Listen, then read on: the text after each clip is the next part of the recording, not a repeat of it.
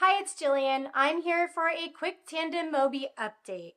I did post my full review a few months ago, and at that point I'd been using the Mobi for 2 to 3 weeks. So now I have a lot more experience. I've been using it for about 4 months, and I'd like to let you know what I think about it. And I'll also address some of the complaints I've heard from some of my viewers and subscribers. I talked about this in my first review, and I'm going to talk about it again. I love the size and the weight of the Mobi. It weighs less than an ounce. It's super tiny. You can put it almost anywhere. Right now I'm wearing a dress, so it's on the back of my dress because I don't really have anywhere else to clip it. But you can also use the adhesive sleeve. I could have also attached that to my stomach and used that. I'm not fully sold on the adhesive sleeve. I've used it and I've gotten good use out of it. I do like the option of it, but it's not something I wear all the time. I do talk about this in my first video for the Mobi, so please don't forget to check that out. I will link it in the description. It makes it almost like a tubeless pump. It sticks to your skin and you use the 5-inch tubing, and it can be moved anywhere. This is really what I love about it. Instead of planning your outfits around your pump, you can plan your pump around your outfits. I love the app for the Mobi. It's very convenient being able to control everything from my iPhone. The T-Slim had the T-Connect option, but you couldn't do extended bolusing with that, and I use that a lot with my low-carb, high-protein diet. So that was a frustration. It was just very limited. You could take a bolus, change a couple things, but that was it. This Mobi is controlled completely with your iPhone. You set up your profiles, you do your temp rates, extended bolus, auto mode on and off, literally everything. So you don't use a separate screen. The Mobi doesn't even have a screen, and that is another plus because I feel like with the screen, I was kind of worried sometimes it would shatter, just like a phone screen or something, get scratched. This, it's very durable. It's not as fragile.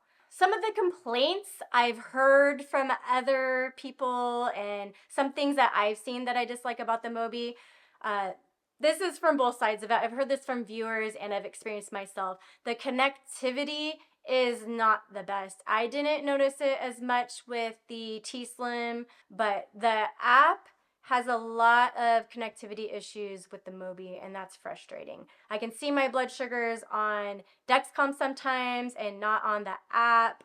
And also, like, I try to pull up the app sometimes and it tells me there's no reach. This has happened a few times at work for me, and I have a set lunch schedule. So when I'm on that lunch break, I need to take my bolus right as I sit down and eat.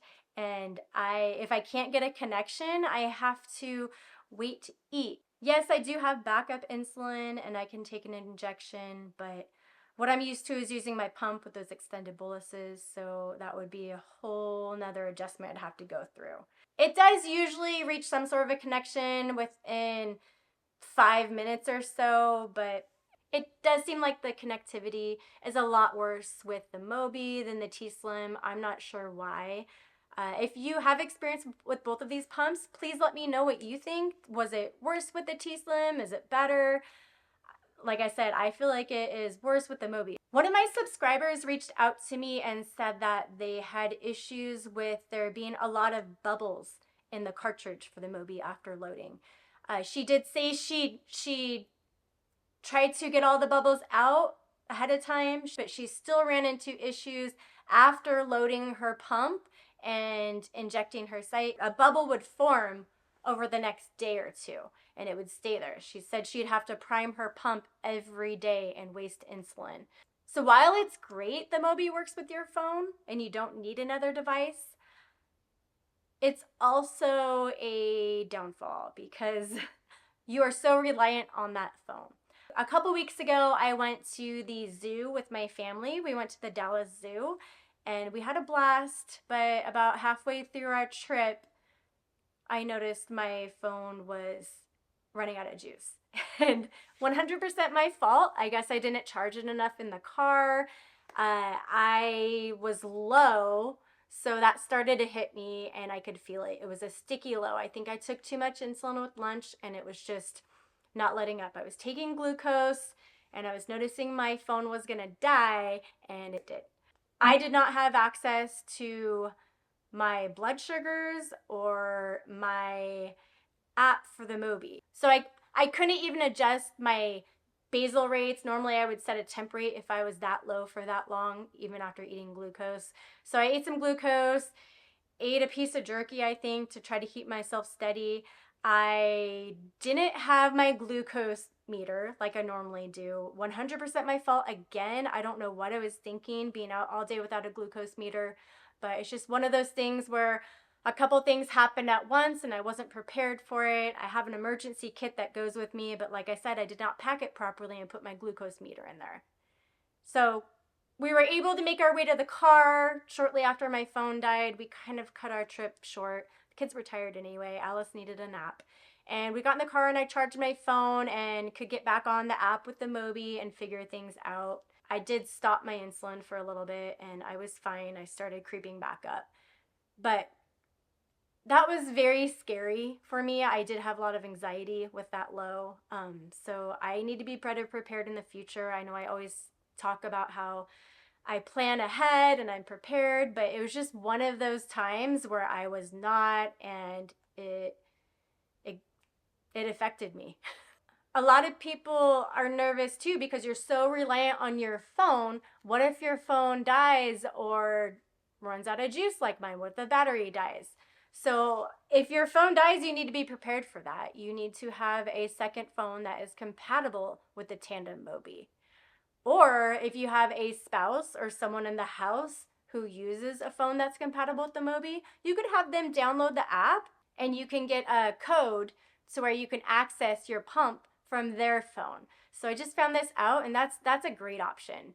While loading the Tandem Mobi, I've noticed that the cartridge level on it is not as accurate as it was filling the T-Slim. So this cartridge has, I think, 3 black lines on it. One's for 50, one's for 100, one's for 150. It might be 100. I think it's 100, 150, and 200 units.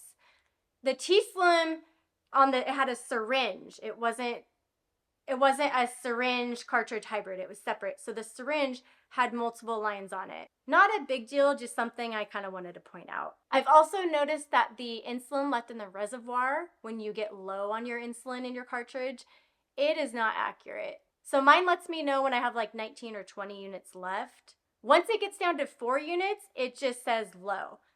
But I've let this run its course and it's a lot more than 4 units. I could keep my pump on overnight and be good. Be careful with this if you've had your pump on for more than 3 days, because you can create scar tissue and you're not going to absorb your insulin as properly as you should. And also make sure you're not going to just run out in the middle of the night and sleep through your alarm and then go into DKA. Please be careful with this. I am aware of how much insulin I use and I know there's a good amount left. Like I said, when I get that low reading, I know I can still go a whole night and be okay. The T-Slim wasn't 100% accurate. I think when it said there was 4 units left, I know there was a little bit more, but not a whole night's worth. So that's a difference I noticed between the T-Slim and the Mobi. Well, I hope this review was useful for you. Like I said, it was kind of just an extension of my last review now that I have more experience. I am going to go ahead and turn these Tandem Mobi reviews, updates, any information I have about it into a series. At this point, it is on my Tandem Mobi playlist on my channel, so please check that out there. I hope you like this part 2 review. Let me know if you have any questions. Again, thank you for watching. Don't forget to like and subscribe, and I will see you in the next video.